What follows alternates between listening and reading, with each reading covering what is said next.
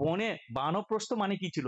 বানপ্রস্থ মানে বেদের যুগে প্রত্যেকটা গ্রামের গায়ে গায়ে বন ছিল, জঙ্গল ছিল। তা আমরা সেই বাড়ি ছেড়ে বনে গিয়ে থাকতাম। বাড়ি থেকে খাবার দাবার আসতো, কিছু আসতো সাহায্য, কিন্তু মেনলি বনেই থাকতাম। তারপরে সে সন্ন্যাস হলে সে তো আরো ছেড়ে চলে গেল। ঠিক আছে, কিন্তু এখন তো আর বনের কথা ভাববো না।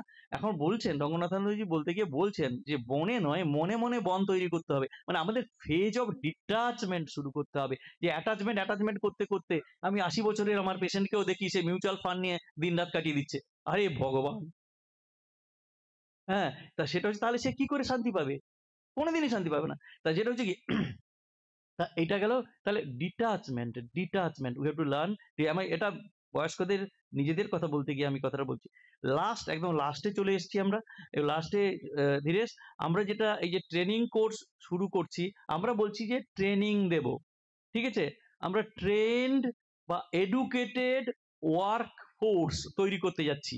তা ট্রেনিং কথাটা মানে কি? ট্রেন্ড মানে কি? আমি যদি বলি এডুকেটেড, তাকে শিক্ষা দেওয়া হচ্ছে। কোনো একটা ব্যাপারে তাকে শিক্ষিত করে তোলা হচ্ছে ব্যাপারটাতে। তা এখন এডুকেশন, মহারাজজি বলে গেছেন, অলরেডি আগে বলেছিলেন, এবং সেটা হচ্ছে বিবেকানন্দের কথাই যেটা, যে এডুকেশন কি? না, education is the manifestation of perfection already in man. যে মানুষের মধ্যে একটা পারফেকশন আছে, এবং সেই যে সচিন তেন্ডুলকরের মধ্যে স্কিলটা ছিল, তাকে প্রপার প্রপার ট্রেনিং দিয়ে আছড়ে কর, তাকে একটা লেভেলে নিয়ে গিয়ে ওয়ার্ল্ডের বেস্ট ব্যাটসম্যান বানিয়ে দিল।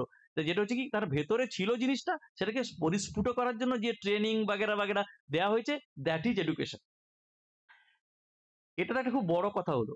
কিন্তু আমরা যখন প্রতিদিনের কাজকর্ম করছি, তার জন্য আমাদের এই এডুকেশনের একটা ব্যবহারিক বা ওয়ার্কিং ডেফিনেশন চাই। আমরা ওই manifestation of perfection already in man, সেটা একদম ঠিক কথা, ভেতরে আছে। কিন্তু আমি প্র্যাকটিক্যালি কি করব? না, এটাতে একটা খুব সুন্দর ডেফিনেশন আছে। একটা ওয়েস্টার্ন ডেফিনেশন আমার মনে খুব ধরেছিল, এবং সেটা হচ্ছে যে ওয়েস্টার্ন ডেফিনেশন অফ এডুকেশন, যেটা ওয়ার্কিং ডেফিনেশন, সেটা কি? না, appropriate combination of three things makes you educated.